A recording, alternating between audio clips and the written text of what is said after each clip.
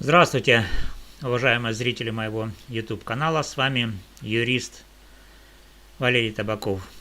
Сегодня я подготовил для вас подробный юридический разбор одной очень важной темы. Друзья, похоже, что президент США Дональд Трамп начал и активно ведет переговоры с Владимиром Путиным и Владимиром Зеленским вовсе не для того, чтобы добиться настоящего, справедливого мира и восстановить международный правопорядок. Цель его совсем другая. Цель – снять с Соединенных Штатов Америки вину за невыполнение обязательств по Будапештскому меморандуму 1994 года и переложить всю ответственность за развязывание и затягивание этой войны именно на президента Украины Владимира Зеленского.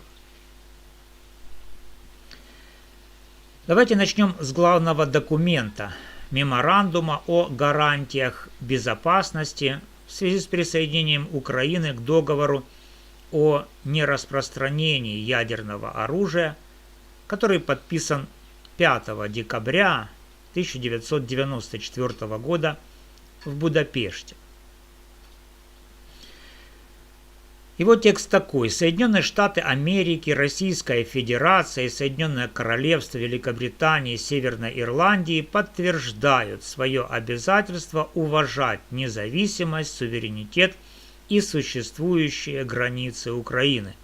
Они подтверждают свое обязательство воздерживаться от угрозы силой или ее применения против территориальной целостности или политической независимости Украины, а также от применения экономических мер, направленных на подчинение своим интересам Украины в осуществлении ею прав, присущих ее суверенитету. Они подтверждают свое обязательство искать немедленные консультации с Украиной в случае возникновения ситуации, которая ставит под вопрос эти обязательства. Они подтверждают свое обязательство не применять ядерного оружия против Украины, кроме как в случае нападения на них или их территории с использованием ядерного оружия. Они также подтверждают свое обязательство в случае агрессии против Украины или угрозы такой агрессии обратиться в Совет Безопасности ООН для оказания помощи Украине как государству-участнику договора о нераспространении ядерного оружия, не обладающему ядерным оружием. Друзья, это не просто политическая бумажка, как иногда пытаются представить в американских СМИ, это международный акт, заключенный в рамках ДНЯО, договора о нераспространении ядерного оружия, и Хельсинского заключительного акта 1975 года. Украина выполнила свою часть на 100%, уничтожила весь ядерный арсенал, более 1700 боеголовок, ракеты, бомбардировщики. В обмен получила гарантии от 3 ядерных держав – США, России и Великобритании, плюс отдельное заверение Франции и Китая.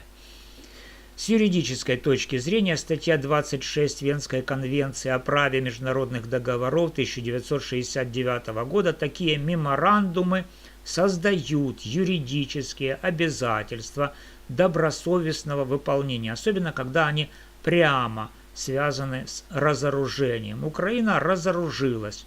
Гаранты обязаны были обеспечить безопасность. Но что произошло дальше? Россия грубо нарушила все пункты в 2014 и 2022 годах. Это факт, зафиксированный резолюциями Генассамблеи ООН. А что США и Великобритания? Они не ввели войска, не создали реальный зонтик безопасности, не применили механизм немедленных консультаций в полном объеме в 2014 году. Вместо этого они реализуют постепенные санкции, и военная помощь, оказываемая ими, дозируется годами. С точки зрения международного права это можно квалифицировать как частичное невыполнение обязательств по пунктам 1, 2, 4 и 6 меморандума. Украина имела полное право требовать реальной защиты, но США, опасаясь прямого столкновения с Россией, предпочли стратегию санкций и прокси-поддержки. Это и есть, друзья, невыполнение. Именно эту вину теперь нужно снять. Вот в этом и суть. С 1994 по 2022 год американские администрации Клинтон, Буш, Обама, Трамп-1, Байден неоднократно заявляли: мы гарантируем безопасность Украины. Но когда Россия аннексировала Крым и начала войну на Донбассе, прямого военного ответа не последовало. В 2014-2021 годах США поставляли только нелетальное оружие. Потом Джавелин, но с ограничениями. В 2022 году помощь выросла, но до прямого участия в конфликте дело не дошло. Почему? Потому что Будапештский меморандум не предусматривал автоматического военного вмешательства, в отличие от статьи 5 НАТО.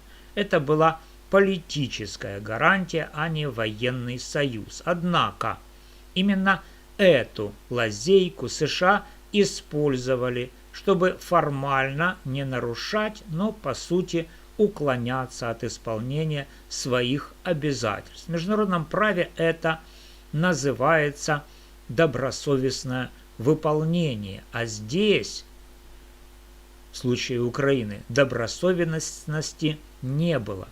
Это была прагматичная политика.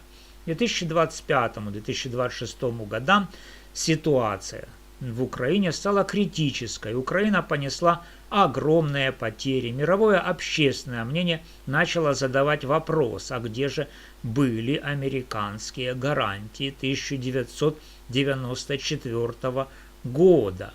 Или это просто бла-бла-бла?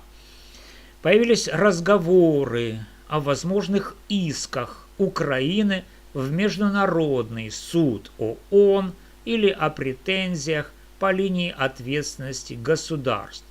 Статьи ILC 2001 года.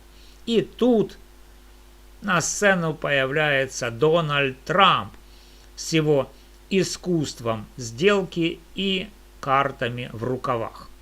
Ему нужно быстро закрыть украинский вопрос, объявить мир и одновременно снять с США моральную и потенциальную юридическую ответственность за невыполнение обязательств по Будапештскому меморандуму.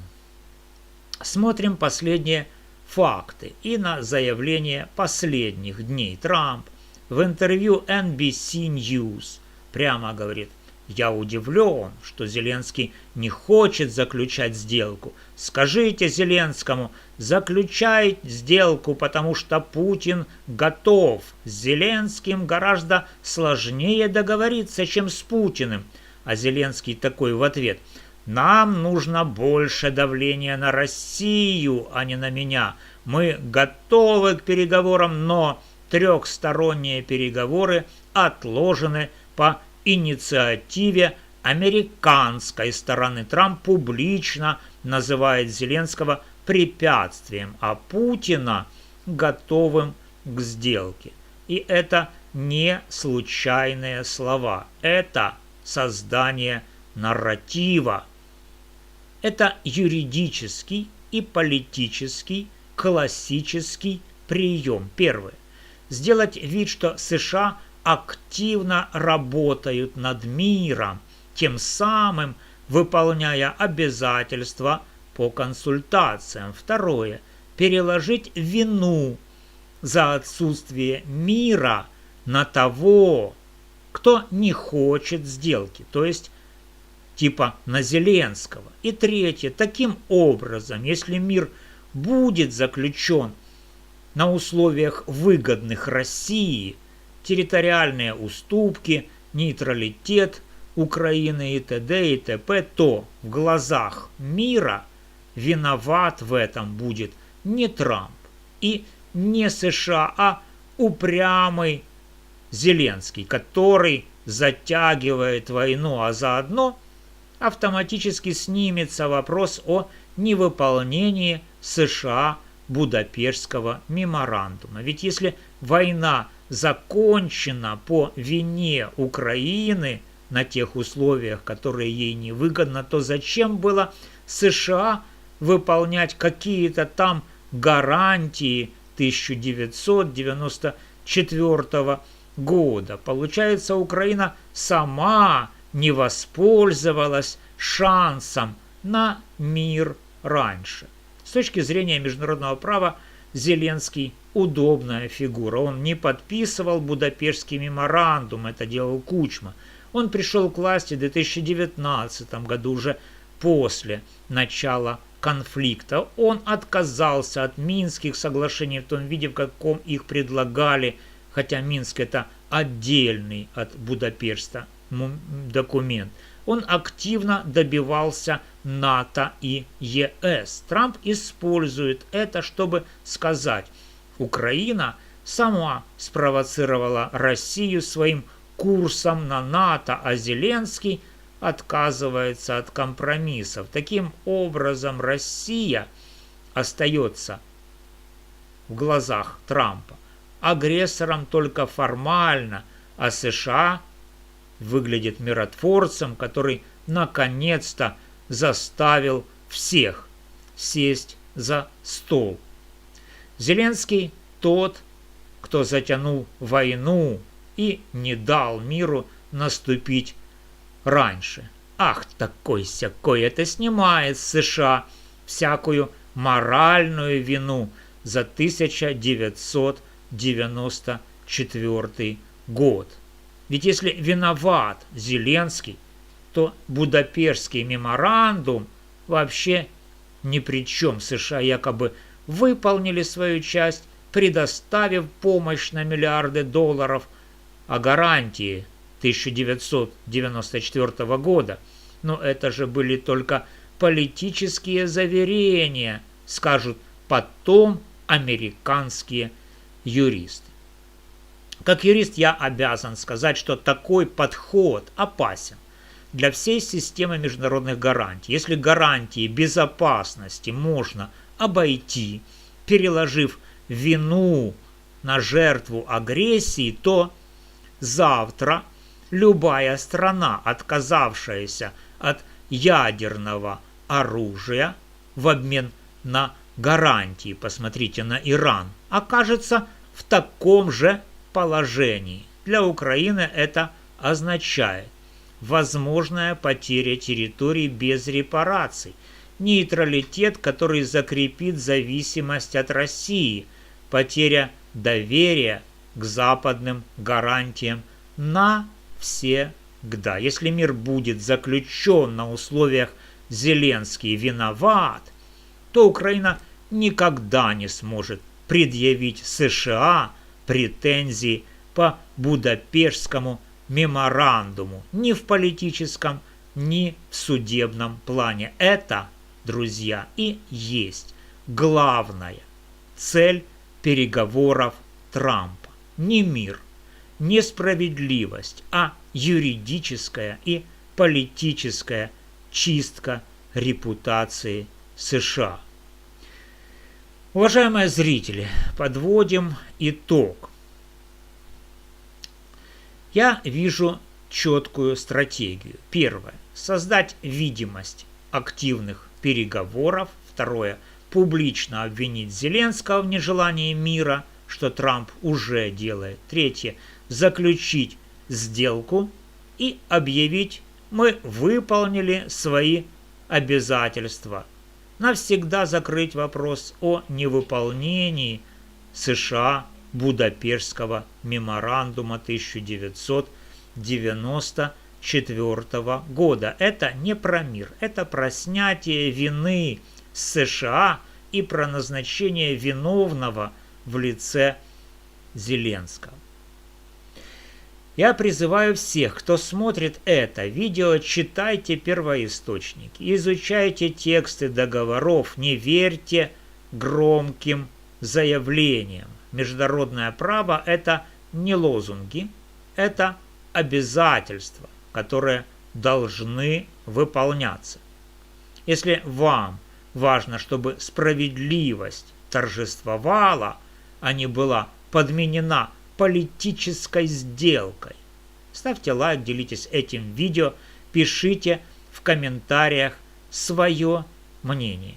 Подписывайтесь. В следующих выпусках я разберу, какие юридические механизмы еще остались у Украины для защиты своих интересов. Донатьте, реквизиты в описании, в первом закрепленном под видео комментарии, и видите QR-код на экране, тоже можете им воспользоваться для доната. С вами был юрист Валерий Табаков. До новых встреч. Будьте бдительны и требуйте правды.